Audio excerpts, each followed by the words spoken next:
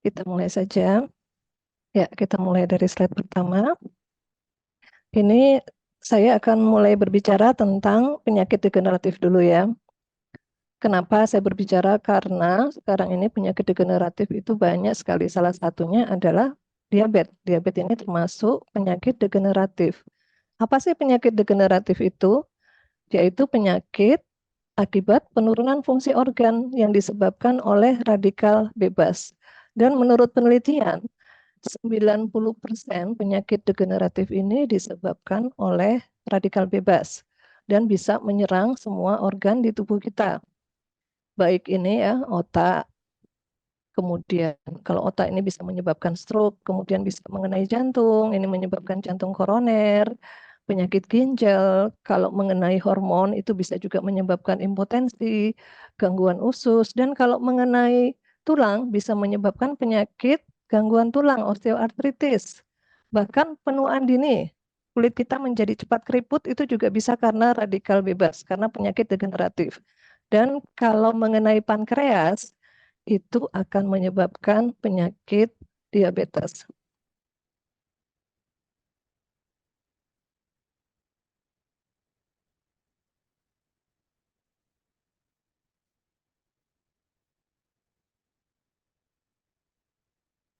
Oke.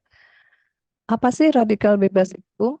Radikal bebas itu adalah atom atau molekul yang sangat aktif dan tidak stabil karena mempunyai satu elektron yang tidak berpasangan dalam strukturnya. Jadi ini ya teman-teman, dalam keadaan normal, molekul molekul di tubuh kita ya, sel tubuh kita itu terdiri dari beberapa elektron, kemudian ada inti sel, di mana ini bergerak melingkari inti sel, inti dari atom tersebut.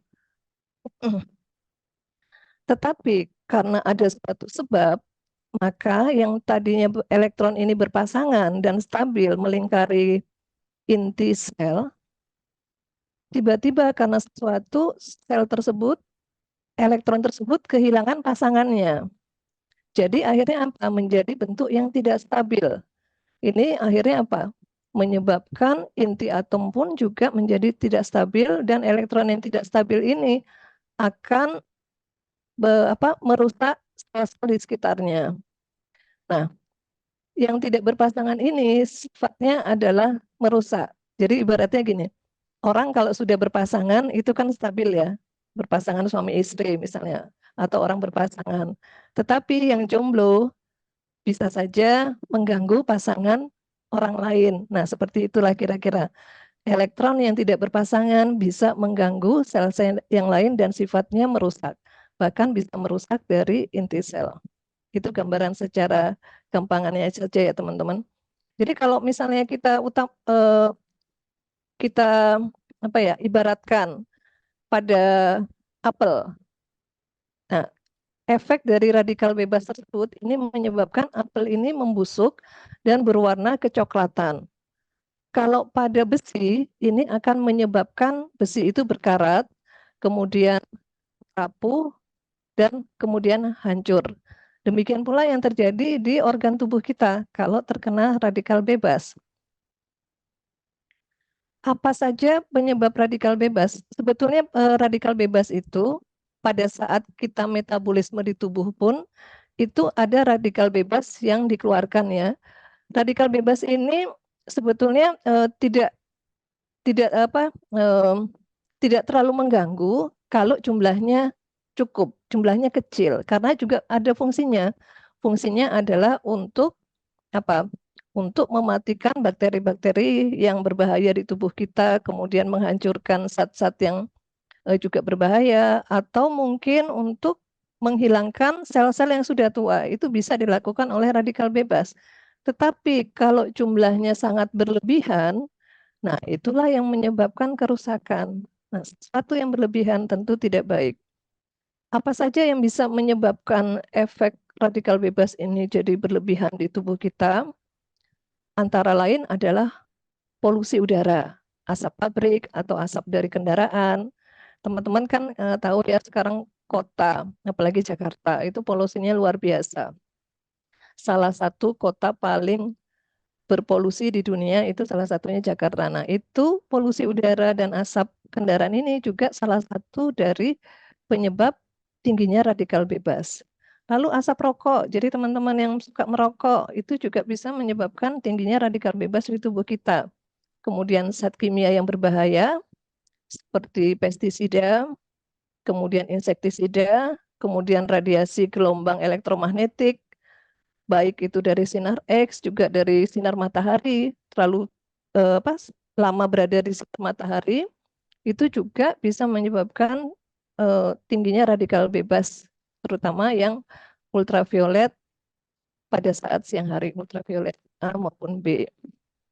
Nah, demikian pula kita kalau sering pakai HP, kemudian di ronsen itu juga salah satu dari sumber dari radikal bebas. Makanan yang diproses seperti gula, makanya tadi Pak Komang menghindari gula ya, itu sudah betul Pak Komang. Gula yang dirafinasi, kemudian lemak trans seperti pada margarin ya, pada mentega, kemudian zat-zat pewarna 5P itu, pengawet, pewarna, perisa, pemanis buatan, pengenyal, itu juga salah satu sumber dari radikal bebas. Kemudian orang yang stres, depresi, cemas, overthinking, lelah berlebihan, istirahat kurang, atau kurang tidur yang berkualitas, itu juga bisa menyebabkan tingginya radikal bebas di tubuh kita. Jadi sumbernya ternyata banyak sekali ya teman-teman, dan itu boleh dibilang kita setiap hari terpapar itu. Sekarang siapa sih orang yang nggak stres? Bahkan karena seringnya stres itu dan berteman dengan orang-orang yang stres, akhirnya menganggap stres itu biasa. Padahal itu harusnya eh, sesuatu yang tidak baik. Tapi karena kita sekarang udah terbiasa stres, kita menganggap itu hal yang biasa. Dan itu tanpa kita sadari adalah sumber dari radikal bebas. Karena gempuran-gempuran radikal bebas inilah, maka bisa menimbulkan gangguan di sel tubuh kita. Terutama yang bisa terganggu adalah DNA-nya, inti selnya. Akibatnya apa? DNA ini kan membawa kode-kode genetik di tubuh kita. Pada saat terjadi gangguan, maka bisa merubah metabolisme di tubuh kita. Bisa timbul penyakit bermacam-macam, contohnya diabetes, kemudian bisa timbul kanker, dan penyakit-penyakit yang lain. Bahkan kalau ini mengenai ibu yang hamil, bisa menyebabkan kelainan genetik pada bayi yang dikandungnya. Jadi, nah, untuk menangkalnya kita membutuhkan apa? Kita membutuhkan antioksidan untuk menangkal elektron yang tadi lepas satu itu. Kita kasih pasangannya, ibaratnya antioksidan ini sebagai pasangannya. Karena diberi pasangan, dia tidak akan mengganggu pasangan orang lain. Makanya kenapa kita perlu mengkonsumsi antioksidan. Tentu antioksidan yang bagus dan berkualitas. Akibatnya apa? Kalau terjadi tingginya radikal bebas di tubuh kita. Ini kalau mengenai mata, ini juga bisa menyebabkan gangguan mata. Kalau mengenai darah bisa menyebabkan gangguan darah atau pembuluh darah menjadi kaku. Kalau mengenai paru-paru bisa menyebabkan paru-parunya itu sulit berkembang, menyebabkan stroke, kelainan jantung, dan berbagai penyakit yang lainnya. Kalau mengenai pankreas, ini bisa menyebabkan gangguan pada pankreas. Akibatnya apa? Pankreas kita tidak bisa berfungsi dengan normal. Sedangkan pankreas itu adalah organ yang menghasilkan hormon insulin untuk metabolisme dari gula yang dihasilkan oleh tubuh kita. Pankreas sendiri bentuknya seperti ini teman-teman ya. Jadi letaknya di perut sebelah kiri bawah, di bawah lambung. Bentuknya seperti ini. Kemudian ini bergabung enzim dari pankreas ini selain mengeluarkan insulin juga mengeluarkan enzim-enzim yang lain ya, enzim-enzim pencernaan yang akan bergabung di usus halus, kemudian masuk lagi ke usus besar dan seterusnya. Oke, kita lanjut ya. Nah,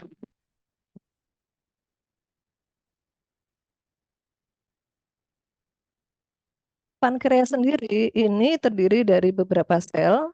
yang menghasilkan insulin itu namanya adalah sel beta dari Pulau Langerhans. Ini teman-teman bisa melihat ya. Yang warnanya hitam-hitam ini adalah yang menghasilkan insulin. Kalau terjadi gangguan di proses produksi dari sel beta ini, proses produksi insulin, maka terbentuklah penyakit diabetes. Penyakit diabetes mellitus sendiri merupakan penyakit gangguan metabolik yang berlangsung kronis. Kronis itu artinya berlangsung lama. Akibat pankreas tidak cukup memproduksi insulin atau tubuh tidak bisa menggunakannya jadi gini, diabetes mellitus itu ada dua. Satu karena tidak bisa memproduksi insulin, yang kedua bisa memproduksi tapi sel tubuh kita tidak bisa menggunakannya. Nanti saya jelaskan di belakang. Nah, diabetes sendiri itu merupakan penyakit paling mematikan nomor 6 di dunia. Ini dari data International Diabetic Federation pada tahun 2021. Diperkirakan satu orang meninggal dunia setiap 5 detik. Jadi bayangkan ya, satu orang di dunia setiap 5 detik meninggal karena diabetes mellitus. Ini suatu angka yang sangat fantastis. Dan Indonesia menduduki peringkat kelima negara dengan penderita diabetes mellitus terbanyak. Ini juga dari data IDF tahun 2021. Dan bisa menyerang segala usia. Kalau dulu diabetes itu biasanya menyerang orang tua, tetapi sekarang bahkan bayi pun sudah bisa terkena diabetes karena pola hidup yang salah. Pemberian makanan yang salah dari orang tuanya. Atau secara genetik diturunkan karena tadi yang saya bilang ibunya pada saat hamil menderita kelainan genetik ya yang diturunkan kepada anaknya. Dan seperti cerita Pak Wisnu tadi dan cerita Pak Komang, diabetes mellitus itu juga salah satu komorbid yang bisa memperburuk kondisi pasien pada saat COVID-19. Kalau kita perhatikan dulu ya, rata-rata yang terkena COVID itu adalah pasien-pasien dengan komorbid, diabetes, hipertensi, penyakit jantung, asma. Jadi yang sudah mempunyai penyakit penyerta. Oke ya, jadi diabetes ini jangan dianggap remeh, tetapi penyakit ini termasuk penyakit yang cukup memberikan dampak negatif ke tubuh kita. Ada berapa sih sebetulnya diabetes? Ada dua ya teman-teman. Satu itu diabetes tipe 1, yang kedua adalah diabetes mellitus tipe 2. Yang tipe 1 itu hanya 15% saja. Sedangkan yang tipe yang kedua itu 85%. Jadi yang terbanyak adalah yang tipe 2. Kalau tipe 1 itu pankreasnya memang tidak bisa memproduksi hormon insulin sama sekali. Jadi ini yang tipe 1 mutlak harus pakai injeksi insulin. Tidak bisa tidak, karena dengan obat tidak mempan. Jadi harus diinjeksi. Nah, makanya diberi nama insulin dependen, artinya tergantung pada insulin. Penyebabnya sampai sekarang belum diketahui ya, tetapi diduga berhubungan dengan penyakit autoimun dan idiopatik. Idiopatik itu artinya tidak diketahui penyebabnya sampai sekarang. Sedangkan tipe yang kedua, tipe yang terbanyak adalah diabetes mellitus yang tipe 2. Kelenjar pankreas ini masih bisa memproduksi hormon insulin, tetapi jumlahnya tidak mencukupi atau jumlahnya cukup, tetapi resistensi terjadi pada sel. Sel tidak bisa menyerap insulin tersebut. Akibatnya apa? Gula darahnya tinggi di pembuluh darah. Ini karena gaya hidup yang kurang sehat. Nah, seperti tadi yang Pak Komang ceritakan ya, beliau menderita resistensi insulin. Lalu Pak Wisnu itu selain karena faktor genetik, mendapat genetik dari keluarga ya, dari ibu. Kemudian pola hidup yang kurang baik juga menyebabkan beliau menderita diabetes yang tipe 2 yang menyebabkan berat badannya semakin lama semakin berkurang. Nah, ini fungsi dari insulin itu apa sih teman-teman? Ini saya cerita ya. Ini gambaran secara mudah aja. Prosesnya kalau di tubuh kita itu sangat rumit, tetapi saya kan tidak mungkin menjelaskan secara rumit, saya akan menjelaskan secara gampang saja supaya teman-teman bisa paham. Jadi insulin itu fungsinya sama seperti kunci. Kunci yang tugasnya adalah membuka reseptor insulin. Reseptor insulin itu adalah tempat masuknya insulin. Tugasnya membuka dan sebagai kunci sehingga pada saat pintu insulin ini terbuka, gula ini bisa masuk. Gula yang masuk dari luar ini akhirnya bisa digunakan oleh tubuh kita untuk metabolisme sebagai sumber energi di mitokondria. Ini digunakan di sini. Jadi sebagai bahan bakar, ibaratnya gampangannya gini, gula ini sebagai bensinnya kalau di mobil ya. Jadi bensin itu untuk masuk ke dalam mobil itu butuh selang untuk memasukkan. Dan ini digunakan untuk menyalakan mesin dan dipakai sebagai sumber energi. Tetapi ini bisa ada gangguan sampai tidak bisa masuk ke dalam mobil. Pertama, kalau bensin itu memang tidak diproduksi. Bensin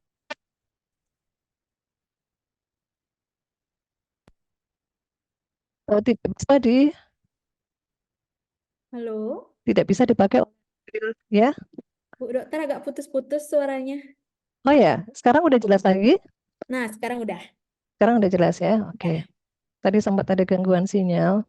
Nah, jadi seperti tadi ya, ibaratnya bensin bisa digunakan oleh mobil kalau pertama bensinnya itu tersedia, jadi bisa dipakai dengan sempurna.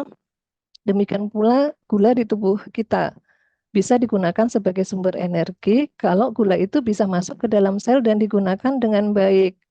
Nah, ini nanti produksinya ini akan menghasilkan energi yang disebut dengan ATP dan ADP. Dan inilah yang digunakan oleh tubuh kita untuk menjalankan metabolisme di tubuh. Pada saat insulin ini tidak diproduksi atau diproduksi yang cukup, tetapi terjadi resistensi. Resistensi itu artinya ini lubangnya ini tidak bisa terbuka, jadi macet. Ini macet, gula tidak bisa masuk. Ini anak kuncinya bisa masuk ya, jadi insulinnya bisa masuk di sini, tetapi ini macet. Ini yang disebut dengan resistensi insulin. Atau yang kasus yang kedua, anak kuncinya memang tidak ada, jadi ini tidak bisa terbuka. Nah, yang tipenya Pak Komang tadi adalah tipe yang dia kuncinya ada, tetapi ininya kurang terbuka karena terjadi resistensi insulin. Jadi gula juga tidak bisa masuk. Nah, ini biasanya resistensi insulin itu terjadi karena radikal bebas. Terjadi pengerasan di sekitar sel, kemudian di pembuluh darah dan di reseptor-reseptor insulin ini sehingga kaku dan keras. Akibatnya apa? Gula tidak pintu masuknya gula ini tidak bisa elastis dan gula tidak bisa masuk dengan mudah. Jadi ini gambaran secara singkat ya, jadi teman-teman supaya bisa membayangkan seperti itu ya. Sampai di sini cukup jelas? Kalau cukup jelas, saya lanjut ya. Oke, kita lanjut lagi. Nah,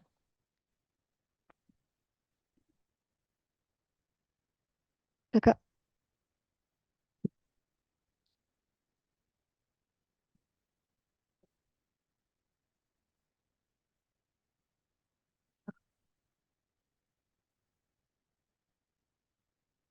nah, salah satu penyebab dari, bukan salah satu ya, banyak penyebab dari terjadinya resistensi insulin pada penyebab dari diabetes mellitus tipe 2. Yang pertama tadi genetik, seperti Pak Wisnu, faktor genetik.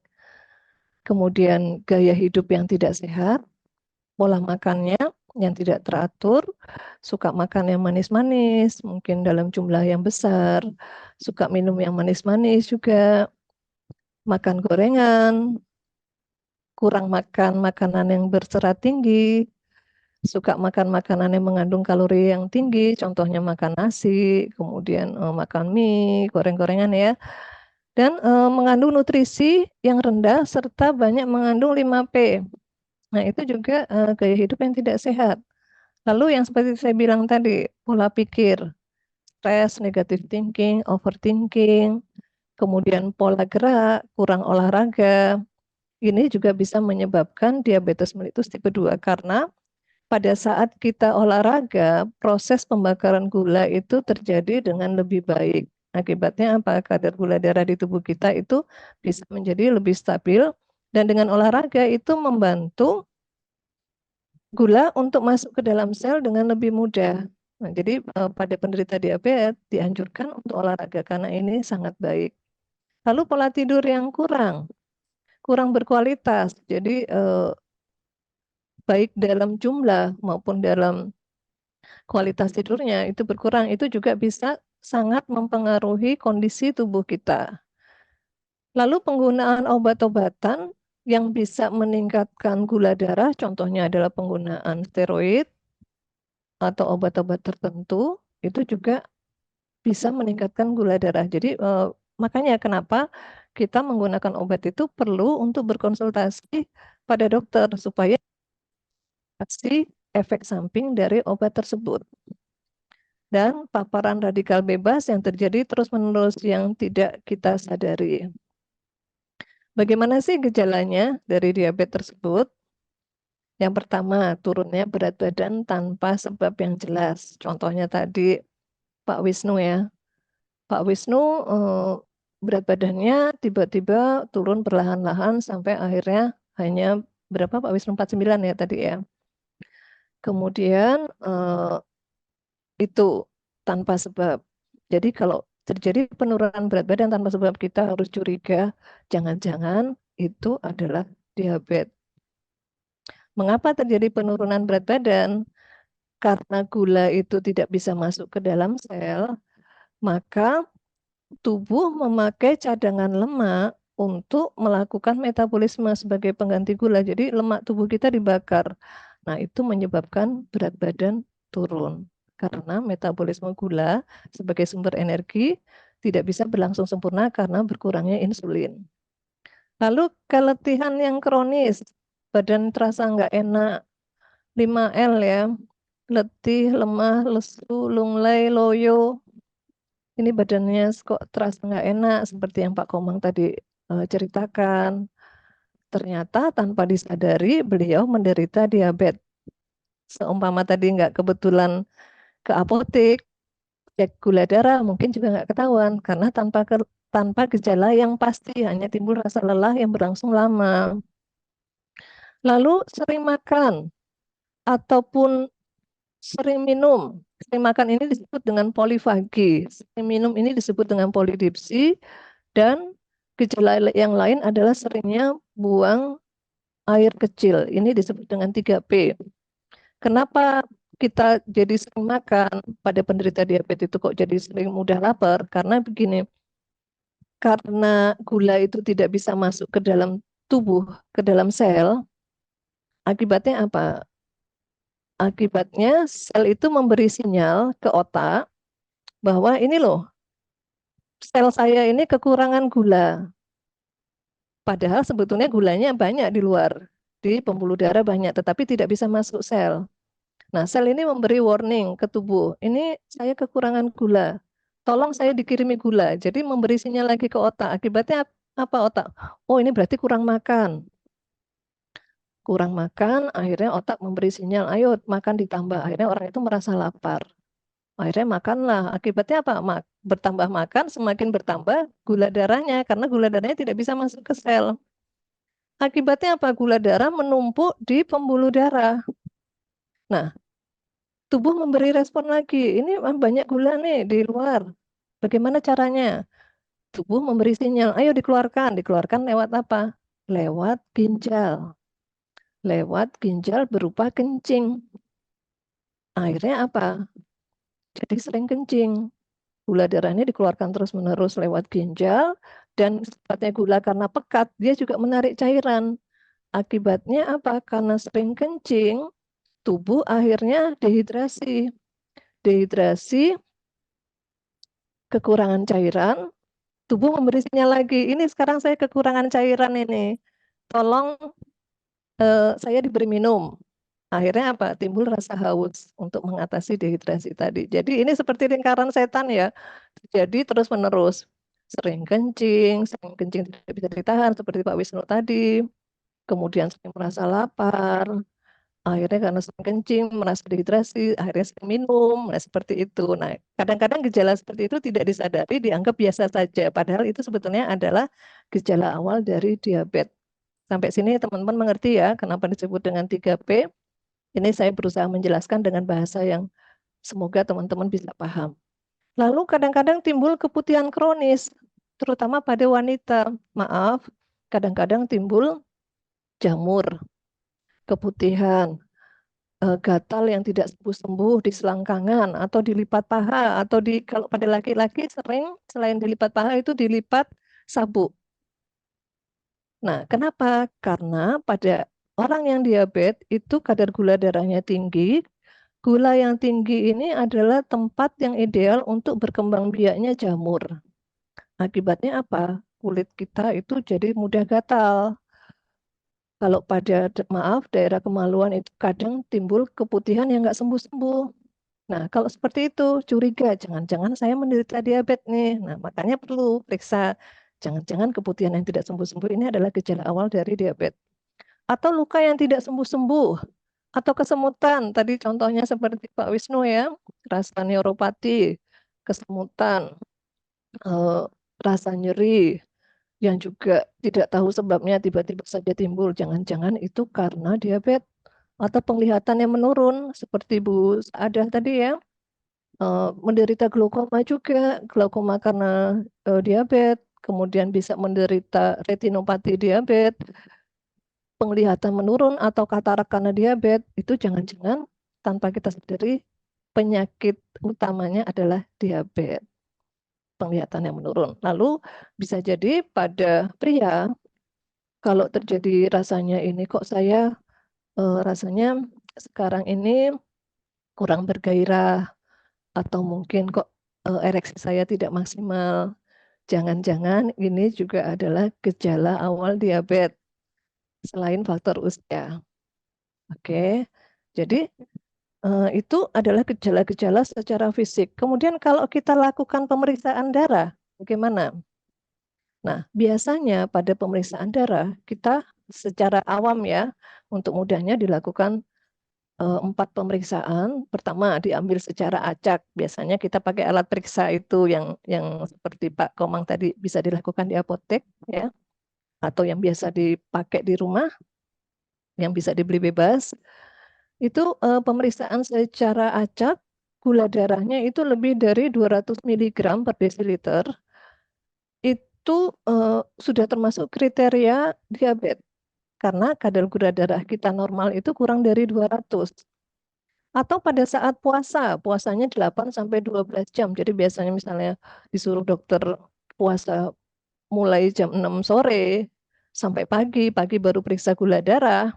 Ternyata gula darahnya lebih dari 126, padahal normalnya itu harus kurang dari 99, itu juga curiga diabetes. Atau habis puasa disuruh makan gula. 2 jam kemudian dites kadar gula darahnya bagaimana. Kalau lebih dari 200 mg per desiliter itu juga kita curiga itu diabetes. Karena kadar normalnya adalah kurang dari 140 mg per desiliter.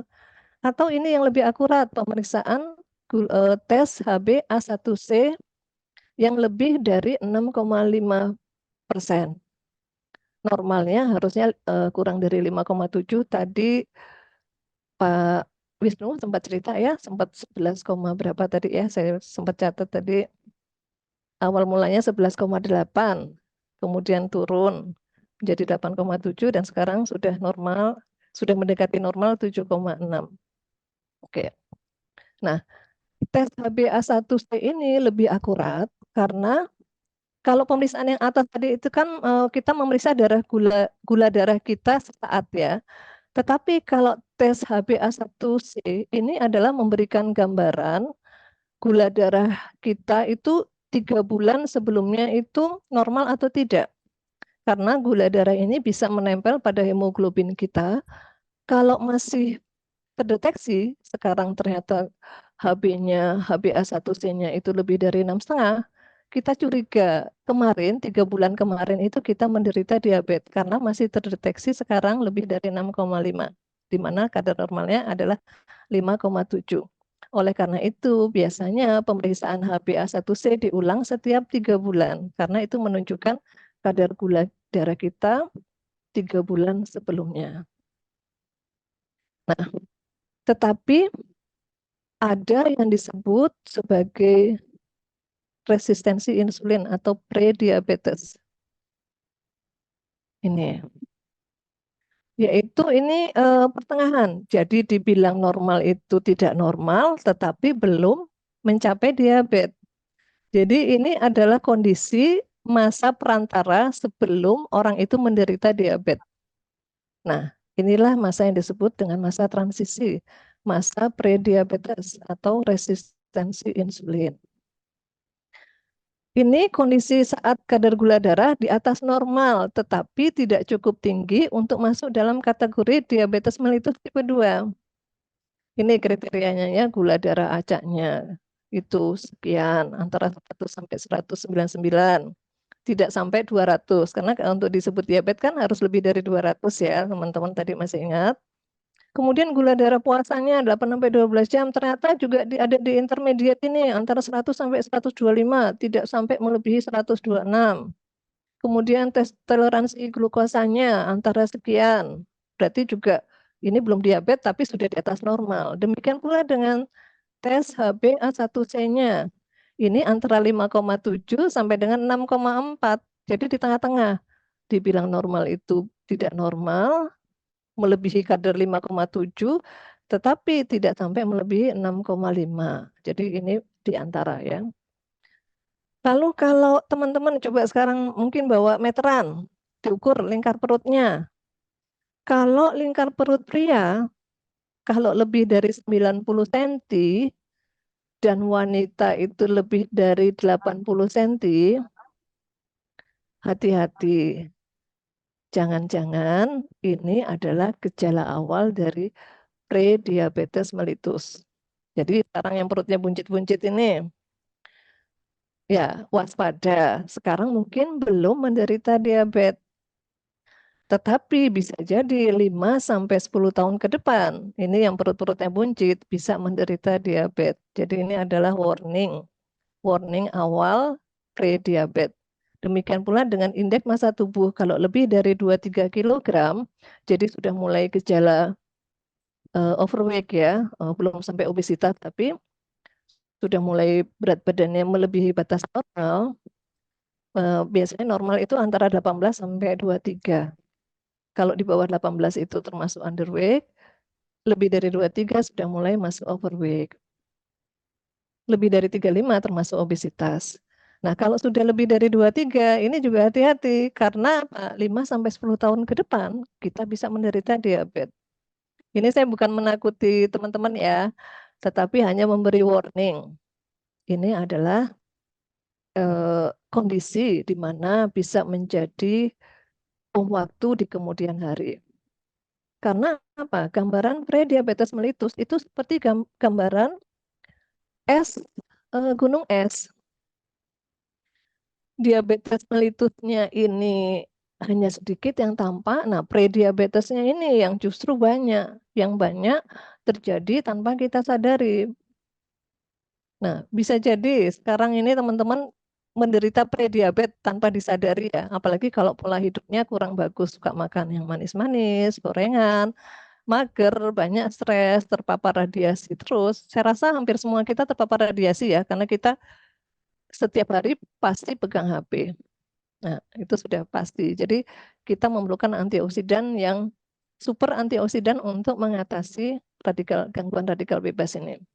Nah, inilah yang kita harus waspada, gambaran pre-diabetes mellitus. Kalau diabetes mellitus sudah jelas, penyakitnya tampak dan bisa diobati dengan pengobatan baik medis maupun non-medis, itu sudah jelas. Orang ini sadar bahwa dia sakit, tentu dia lebih berhati-hati. Tetapi yang pre-diabetes ini yang kadang-kadang karena merasa tidak sakit, merasa baik-baik saja tanpa gejala, akhirnya tidak menyadari bahwa itu adalah bom waktu yang akan menjadi diabetes 5 atau 10 tahun ke depan. Apa saja sih komplikasi dari diabetes mellitus? Yang pertama adalah kerusakan pembuluh darah besar. Karena gula darahnya ini kadarnya tinggi, maka darah kita itu menjadi pekat. Akibatnya apa? Darah yang pekat ini akan menempel di sepanjang pembuluh darah dan itu menyebabkan plak. Plak itu pengerasan, ditambah lagi kalau ada radikal bebas, maka ini pembuluh darahnya pun akan mengeras.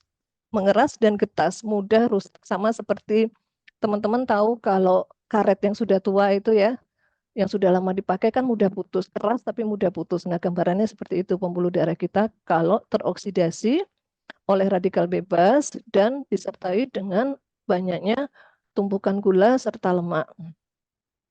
Kalau mengenai pembuluh darah itu bisa menyebabkan penyakit karena darah tinggi, karena pembuluh darahnya menjadi mengecil dan keras. Kalau kena jantung, ini bisa menyebabkan penyakit jantung koroner. Kalau mengenai otak, ini bisa menyebabkan terjadinya stroke, terutama tipe stroke yang penyumbatan. Tetapi juga tidak menutup kemungkinan bisa terjadi stroke yang tipe perdarahan kalau karena diabetes ini menderita tekanan darah tinggi dan pembuluh darahnya pecah, pembuluh darah di otak. Dan kalau mengenai pembuluh darah kecil, apa yang terjadi? Kalau mengenai pembuluh darah kecil, kalau terjadi di mata, ini bisa terjadi yang namanya retinopati diabetikum. Apa? Gangguan pembuluh darah di daerah mata, akibatnya apa? Suplai makanan dan oksigen ke mata ini berkurang, akibatnya mata menjadi rusak, menjadi buram, kabur, pengeras, bahkan timbul plak-plak seperti ini. Nih ya, jadi saluran apa? Aqueous, humor aqueous itu bahasa awamnya apa ya? Cairan di bola mata ini menjadi keruh dan pembuluh darah di daerah mata yang kecil-kecil ini juga menjadi keras dan mudah pecah. Nah, ini juga sering terjadi apa? Lepasnya dari ini retina di sini. Jadi kadang-kadang terjadi retina tiba-tiba lepas atau tiba-tiba buta mendadak. Atau mungkin terjadi katarak. Katarak di sini di lensanya. Lensanya keruh karena apa? Karena gula darah yang tinggi. Nah, inilah gangguan-gangguan di mata yang bisa mengakibatkan kebutaan. Dan ini jadinya perlahan tanpa kita sadari. Kalau pada ginjal tadi, karena dia terus-menerus mengeluarkan gula ya, gula ini kan sifatnya pekat, terus-menerus dikeluarkan oleh ginjal kita, sedangkan ginjal itu mempunyai batas ambang. Pada saat batas ambang ini terlewati, pembuluh darah daerah ginjal, kemudian saringan-saringannya itu juga bisa jebol. Akhirnya timbullah gangguan fungsi ginjal dan kalau parah bisa menjadi gagal ginjal.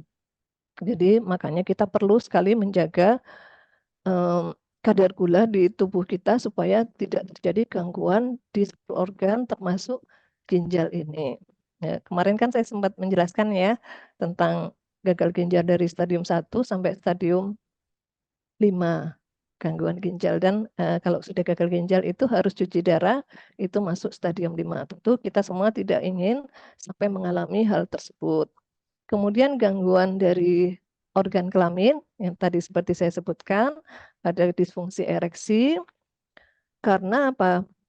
Pembuluh darah yang mengalirkan darah dan berfungsi pada saat ereksi ini karena aliran darahnya kurang lancar, akibatnya tidak bisa berfungsi, tidak bisa ereksi secara maksimal. Akhirnya timbullah impotensi. Kalau teman-teman mengalami seperti ini, curiga jangan-jangan menderita diabetes. Nah, perlu kita mengecek gula darah. Lalu ini pada kaki, kerusakan saraf tepi. Ini tadi yang dialami oleh Pak Wisnu. Ini disebut dengan neuropati diabetikum. Jadi di kaki kita di bawah ini banyak pembuluh darah kecil-kecil, kemudian juga banyak saraf ya. Dan karena pengaruh gravitasi, ini letaknya paling bawah dan ini juga memerlukan kerja keras dari pembuluh darah sini untuk mengalirkan darah ke organ yang lebih tinggi. Karena kadar gula darah yang tinggi, maka ini akan mengendap di sini, di pembuluh darah. Akibatnya apa? Pembuluh darah ini kurang mensuplai oksigen dan nutrisi ke saraf-saraf di kaki. Akibatnya apa? Saraf ini pelan-pelan terjadi kerusakan, terjadi neuropati. Akhirnya yang tadinya hanya terasa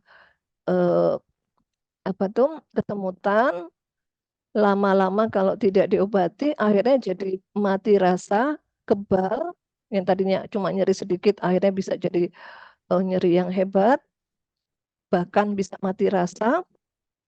Nah, inilah yang sering menyebabkan gangren.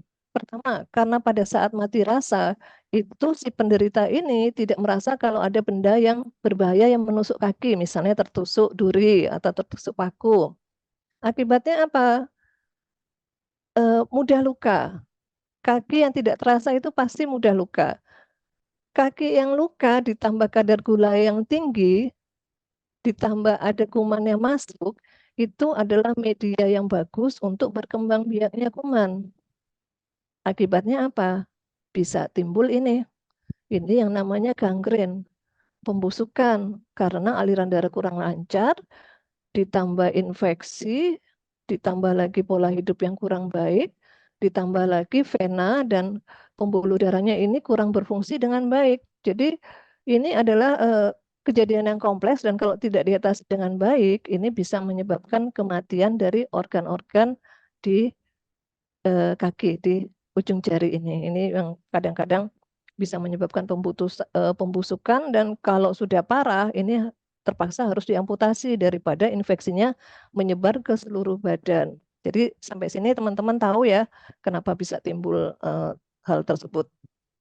Nah, saran saya untuk teman-teman yang ada keluhan seperti ini, jangan langsung dibalur minyak faras di daerah gangrennya ya, karena akan makin memperberat infeksinya, tetapi balurnya di sekitarnya saja untuk membantu melancarkan. Jadi daerah yang gangren ini sama sekali tidak boleh diberi minyak faras. Karena ini sudah masuk ranah medis. Ini adalah tugas dari dokter, teman-teman hanya membantu meningkatkan daya tahan tubuh dengan membalurkan di sekitarnya saja, tidak boleh di sini. Oke, kita lanjut ya, selingan saja tadi. Nah, lalu komplikasi yang lain, ini yang disebut dengan koma diabetikum. Ada dua macam koma ya. Yang pertama adalah koma karena kadar gula darahnya yang tinggi, jadi melebihi batas normal, tiba-tiba naik kadar gula darahnya tinggi, misalnya tiba-tiba di atas 400. Nah, tadi Bunda Saada saya juga sempat heran nih. Juga kasus Pak Komang biasanya kalau gula darah lebih dari 400 itu sudah masuk ke keadaan koma hiperglikemi. Tapi Bunda Saada tadi 400 pun masih oke-oke aja ya, masih sehat. Nah, itu berarti staminanya luar biasa karena pada kondisi normal itu biasanya sudah terjadi koma hiperglikemi, di mana orang ini menjadi tidak sadar karena kadar gula yang terlalu tinggi. Kadar gula yang terlalu tinggi ini menyebabkan tingginya keton body di tubuh kita dan itu dalam keadaan normal keton body ini diatasi oleh liver kita, tapi kalau terlalu tinggi tidak teratasi, ini bisa menyerang otak dan menyebabkan koma. Itu bahaya dari keton body yang tinggi karena kadar gula yang terlalu tinggi. Lalu yang tidak kalah berbahayanya, ini juga sudah berkali-kali ya saya jelaskan di berbagai webinar saya, koma hipoglikemi. Justru ini yang terjadi kebalikannya, koma karena kadar gula yang turun mendadak. Tiba-tiba ngedrop. Nah, ini sering terjadi pada diabetes yang tidak terkontrol. Tiba-tiba ngedrop, gula darah ini di tubuh ini di bawah, tiba-tiba di bawah 80, bisa 60. Sedangkan gula ini adalah makanan yang dibutuhkan oleh otak. Jadi kalau kadar gula ini terlalu ngedrop, kemudian kadar oksigen juga ngedrop, apalagi juga ditambah dengan air yang kurang, ini bisa menyebabkan gangguan fungsi otak. Otak tiba-tiba lowbat, nah ibaratnya down gitu, shuttle down ya, tiba-tiba jeglek gitu aja. Kalau listrik itu tiba-tiba padam karena kekurangan gula. Ini sama berbahayanya dengan kelebihan gula, bahkan justru efeknya jauh lebih cepat hipoglikemi. Nah, ini kalau turun mendadak ini bisa menyebabkan stroke. Jadi harus segera diatasi hipoglikemi ini. Itulah mengapa saya selalu hati-hati pada orang dengan kadar gula darah yang kita tidak tahu, tidak terkontrol. Teman-teman jangan langsung memberikan samples itu 3 tablet ya, 3 kapsul. Saya kadang-kadang heran, kok ada teman-teman yang siapa ya yang memberitahu langsung minum 3 kapsul. Saya tidak pernah menganjurkan langsung minum 3 kapsul loh. Saya hanya menganjurkan minum 3 kali 1 atau 2 kapsul. Mengapa? Karena untuk mencegah terjadinya hipoglikemi, karena kita nggak tahu kondisi seseorang seperti apa. Kalau pada awal berikan saja 1 atau 2 kapsul. Jangan langsung 3 kapsul, apalagi kita tidak tahu riwayat medisnya. Kalau terjadi hipoglikemi, nanti teman-teman yang akan disalahkan. Ya, oke, ini juga cuma sekedar selingan saja. Nanti akan saya jelaskan lebih di belakang lebih jelas. Juga kalau misalnya ada yang asam urat tinggi, langsung kasih 3 kapsul. Perasaan saya tidak pernah ya mengajari seperti itu. Itu ajarannya siapa ya? Langsung 3 kapsul. Ya, asam uratnya hilang. Tetapi kalau terjadi hipoglikemi, itu jauh lebih berbahaya. Jadi hati-hati, jangan langsung 3 kapsul, 3 kapsul. Mulai dari yang paling rendah. Izin dari BPOM kita pun hanya mengizinkan 3 kali 1 kapsul. Dan ini, kerusakan yang kelima, ini adalah kerusakan organ seluruh tubuh secara perlahan-lahan. Ini yang sering terjadi tanpa kita sadari, sehingga diabetes ini mendapat julukan the silent killer disease, artinya penyakit yang membunuh secara perlahan-lahan tanpa kita sadari. Ada julukan lain lagi yang juga tidak kalah cantiknya, the mother of diseases, penyakit ibu dari segala penyakit. Karena kalau kena diabetes biasanya akan merantak kena ke organ-organ lain kalau tidak ditangani secara baik. Oke, ini adalah kombinasi yang harmonis untuk membantu mencegah dan membantu penyembuhan diabetes mellitus tipe 2, yaitu super antioksidan surplus dan minyak faras klasik natural oil.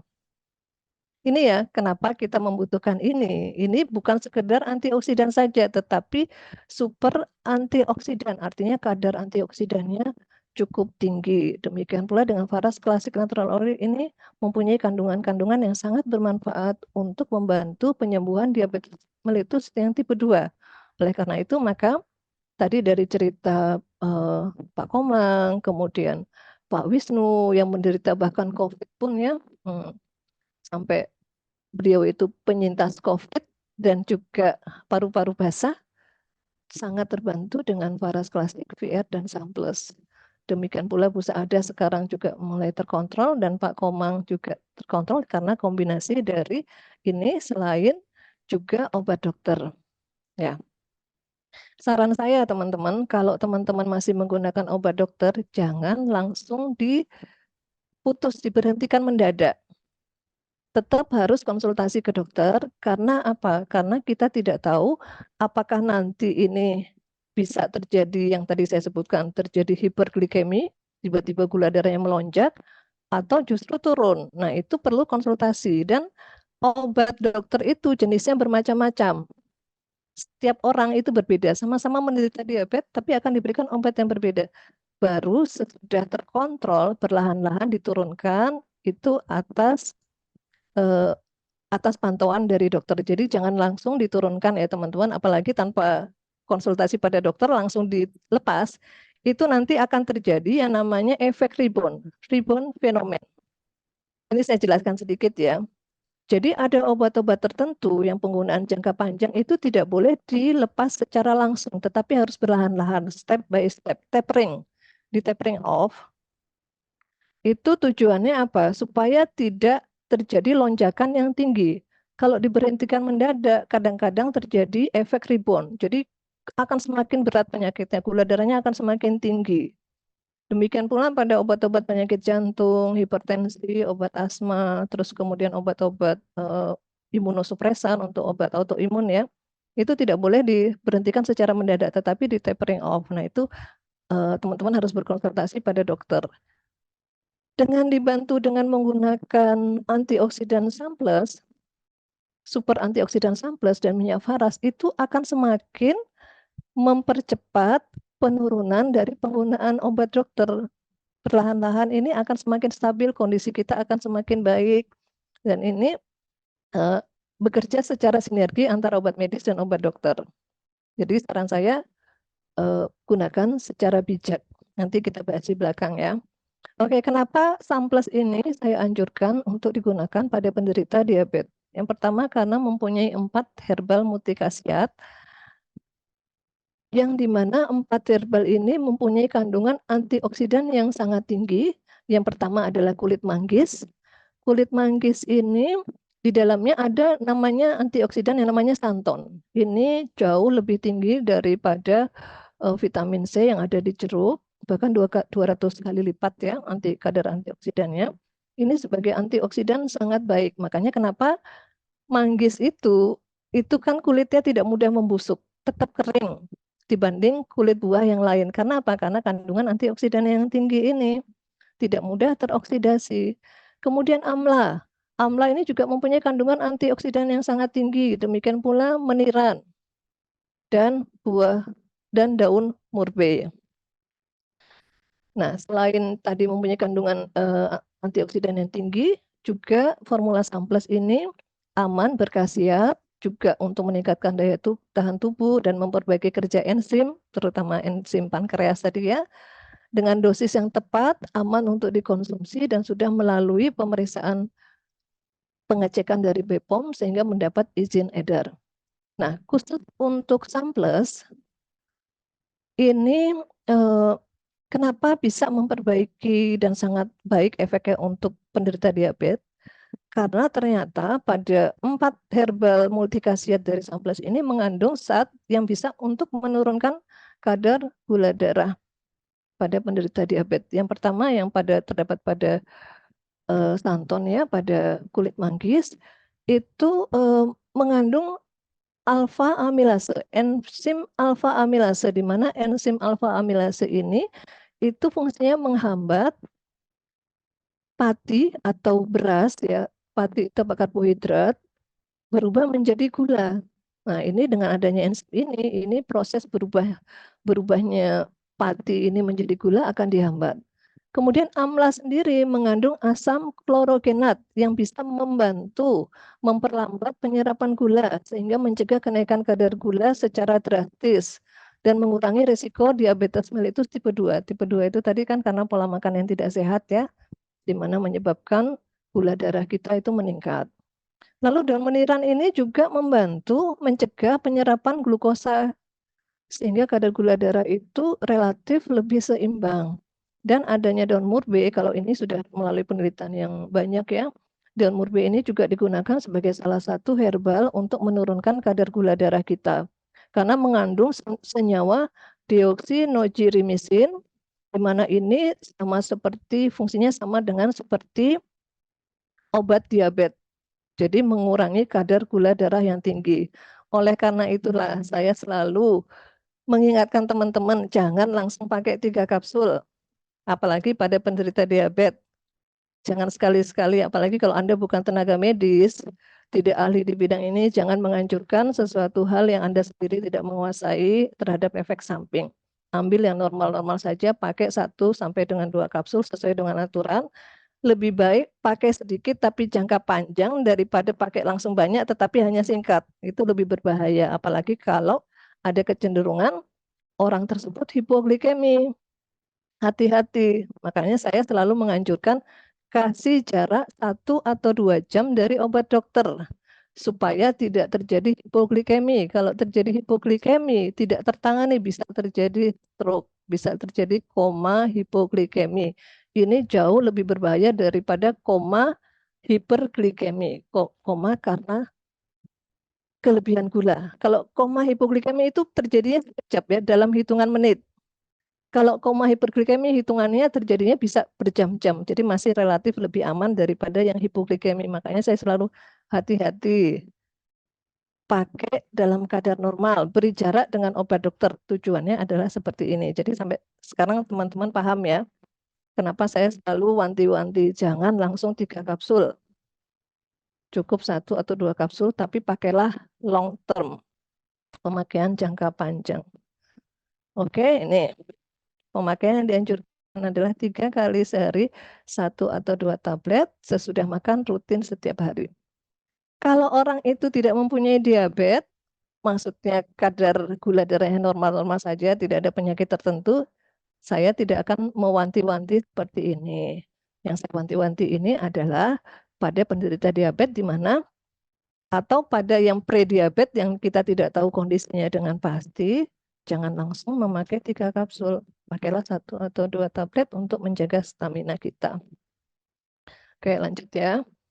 Lalu pemakaian yang kedua yang juga menjadi salah satu yang sangat bermanfaat untuk membantu penyembuhan diabetes tipe 2 ini Faras Classic Natural Oil. Mengapa ini bisa membantu penyembuhan? Ini karena penyerapannya itu berlangsung secara intradermal. Jadi melalui ke dalam kulit, jadi sangat aman untuk orang-orang yang dengan gangguan lambung. Masuknya melalui 3 cara, langsung masuk ke dalam sel, ini masuk secara intraseluler, atau di sela-sela antar sel, atau melalui folikel rambut. Masuk ke dalam folikel rambut, dan ini akan masuk ke pembuluh darah besar, dan beredar ke seluruh tubuh tanpa melalui pencernaan. Jadi ada bagian yang dipotong. Jadi proses penyerapannya itu jauh lebih cepat dan lebih aman untuk penderita gangguan lambung. Apalagi fungsi yang lain? Fungsi yang lain adalah selain memiliki kandungan zat aktif herbal yang berkhasiat obat untuk diabetes, ini juga mempunyai efek regenerasi sel. Ini yang tidak dimiliki oleh obat dokter. Oleh karenanya itu, kenapa saya selalu menganjurkan pakai dulu secara seimbang antara obat dokter dengan obat tradisional ini dengan Faras Classic dan Samton dan Samples. Kenapa? Obat diabetes ini pelan-pelan menurunkan darah kita sambil pelan-pelan diterapi dengan Samples, ini akan meregenerasi perlahan-lahan sel-sel pankreas yang masih hidup, yang tadi itu berkurang fungsinya supaya kembali bisa bekerja dengan normal lagi, tentu dengan memperbaiki pola hidup kita. Ya. Ini yang tidak dimiliki oleh obat dokter. Dan kenapa pemakaiannya itu jangka panjang? Ya karena regenerasi sel itu membutuhkan waktu. Sel tubuh kita itu membutuhkan waktu 120 hari untuk beregenerasi, sekitar 3 sampai dengan 4 bulan. Makanya pemakaian Samples dan minyak faras usahakan minimal 3 bulan, lebih boleh, tetapi jangan kurang dari itu. Lalu yang kedua, ini sudah saya jelaskan ya, ukurannya juga nano, sangat kecil, sehingga mudah diserap tubuh. Dan dengan kita membalurkan minyak faras, ditambah kandungan herbal di dalamnya, yang mempunyai efek multikhasiat ya, dia mempunyai juga efek seperti obat. Dengan pembaluran dan efek dari kandungan dari faras ini akan merangsang keluarnya hormon serotonin, dopamin, oksitosin, dan endorfin untuk mempercepat kesembuhan dari pasien tersebut. Nah, selain itu juga mengembalikan keseimbangan sistem metabolisme dan sistem energi tubuh dan sudah mendapat sertifikat BPOM dan halal dari MUI. Jadi ini adalah manfaat yang luar biasa. Ini juga manfaat yang tidak dimiliki oleh obat dokter ya, obat medis, adalah mengembalikan sistem keseimbangan energi dan metabolisme tubuh. Jadi tubuh kita perlahan-lahan akan beregenerasi. Oke. Cara balurnya bagaimana? Ini teman-teman sudah paham, tapi saya ulangi lagi untuk barangkali ada yang belum mengerti atau ada yang baru pertama kali ikut webinar. Yang pertama, kita membalurkan di area wajib, yaitu di sepanjang tulang belakang, mulai dari tengkuk sampai dengan tulang ekor. Boleh dibalurkan sehari 2 atau 3 kali sehari. Kemudian telapak kaki, punggung kaki, dan sela-sela jari kaki. Itu juga boleh 2 atau 3 kali sehari. Hati-hati ya pada orang-orang yang tua, maaf, orang-orang yang gangguan keseimbangan seperti pada orang yang sudah berumur, orang-orang tua, hati-hati kepleset. Jadi sebaiknya dibalurkan pada malam hari saja. Lalu pada daerah yang bermasalah, kalau pada diabetes, daerah yang bermasalah daerah apa yang tadi? Pankreas, ya benar. Pankreas itu tadi letaknya di sebelah mana? Di bawah lambung. Jadi di sebelah kiri perut kita. Itu bisa teman-teman balurkan. Kemudian kalau daerah lain lagi yang bermasalah, misalnya diabetes dengan gangguan di ginjal. Nah, ginjalnya udah mulai masuk nih. Udah ada gangguan ginjal. Boleh dibalur selain di pankreas juga di daerah ginjal pinggang kanan dan kiri. Kalau paru-parunya bermasalah seperti tadi Pak Wisnu, selain di area wajib boleh dibalurkan di area paru-paru untuk mengurangi apa tadi paru-paru basah dan mengurangi efek rendahnya saturasi oksigen pada saat terkena COVID. Jadi beliau ini luar biasa ya, saturasi 80 masih bisa survive, biasanya di bawah 90 itu sulit. Jadi ini adalah satu mukjizat Pak Wisnu bisa lolos dari COVID. Oke.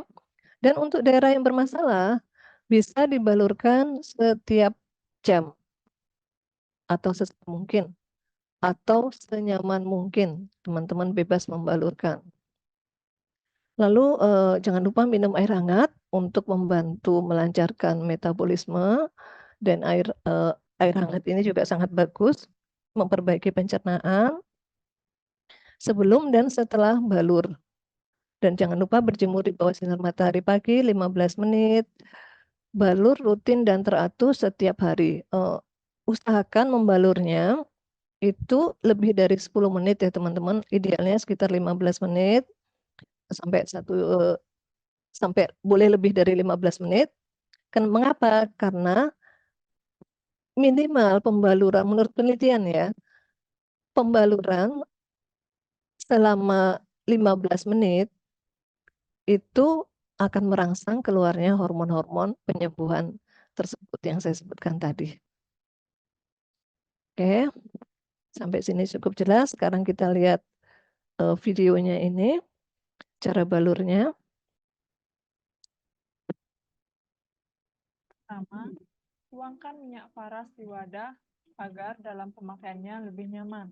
Sebelum menggunakan minyak paras, ada baiknya dipanaskan terlebih dahulu. Kemudian, mulai balurkan di sepanjang batang punggung sampai tulang ekor.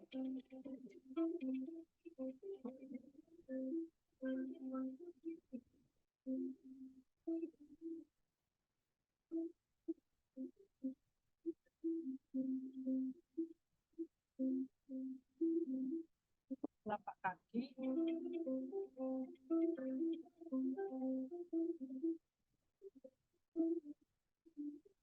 dan sela-sela jari kaki.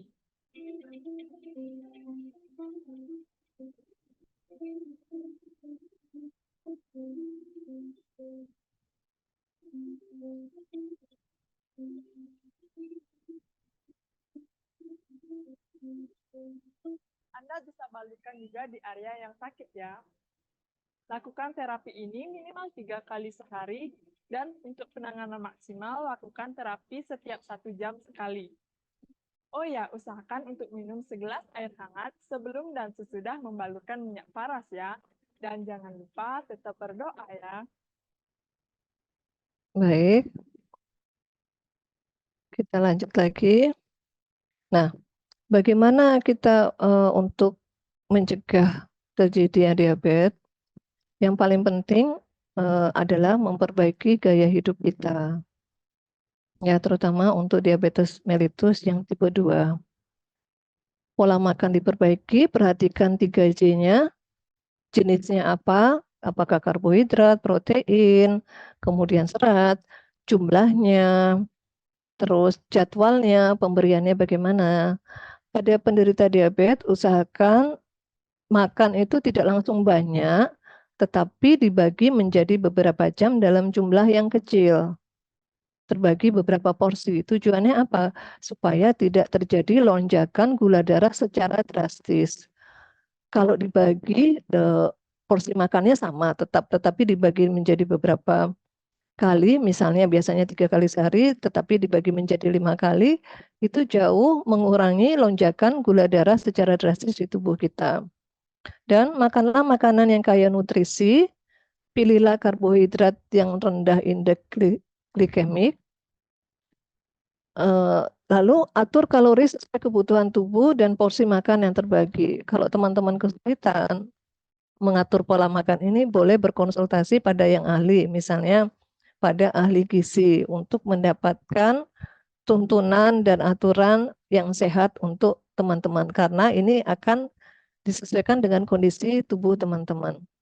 Lalu penting juga memperbaiki pola pikir, positive thinking, berkumpul dengan komunitas yang positif, baca buku yang motivasi yang membangkitkan semangat, rajin ibadah, meditasi, tertawa 15 menit sehari dengan kita menonton yang lucu-lucu, kemudian berkumpul dengan teman-teman, berkumpul dengan suasana yang membahagiakan, itu akan merangsang keluarnya hormon-hormon penyembuhan.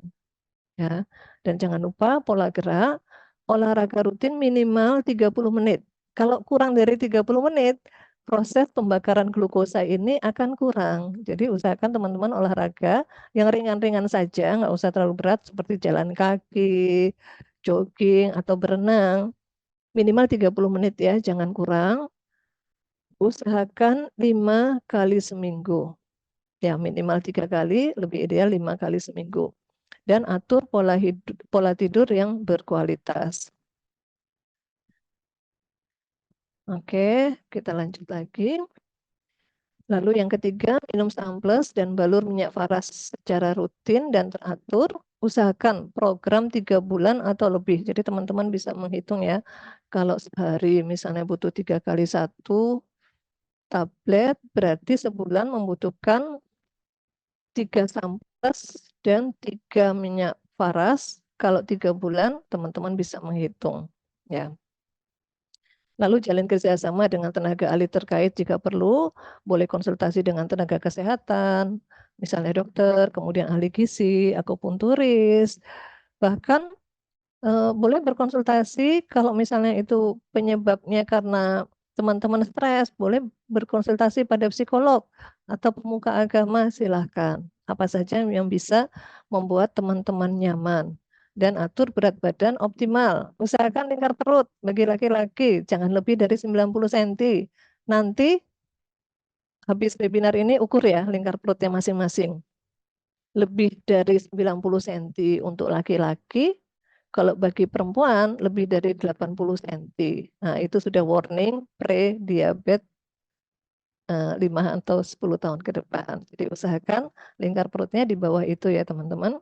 Dan yang penting evaluasi secara berkala, cek gula darah rutin untuk kita mendeteksi secara dini sehingga tidak sampai kelolosan. Tidak sampai tahu-tahu sudah terjadi komplikasi tanpa kita sadari. Semakin cepat kita mengantisipasi dengan evaluasi berkala pemeriksaan gula darah secara rutin, itu kita bisa mencegah terjadinya diabetes. Ya. Dan hindari sedapat mungkin paparan radikal bebas. Kalau tidak bisa ya kita harus rajin mengkonsumsi antioksidan. Contohnya adalah samples sebagai super antioksidan yang sangat baik. Lalu percaya dan yakin akan sembuh. Percaya dan yakin bahwa semua penyakit ada obatnya. Seperti tadi kata Bunda Sada, semua penyakit ada obatnya, kita harus yakin. Dan kuasa penyembuhan itu adalah di tangan Sang Maha Penyembuh. Kita sebagai manusia harus berikhtiar secara maksimal. Nah, untuk sehat secara holistik, secara menyeluruh, tentu kita harus menyeimbangkan antara fisik, ya, fisik kita, kesehatan tubuh kita harus kita jaga, kemudian kesehatan pikiran kita, dan kesehatan jiwa kita, roh kita ini harus dalam kondisi seimbang. Kalau seimbang dan selaras, maka kesehatan secara holistik ini akan terjadi secara sempurna. Baik, sebagai penutup dari saya, jagalah kesehatan Anda secara rutin dengan minum Samples dan balur minyak Faras, karena tanpa kesehatan segalanya tidak berarti apa-apa. Ya, mudah-mudahan cukup jelas penjelasan dari saya.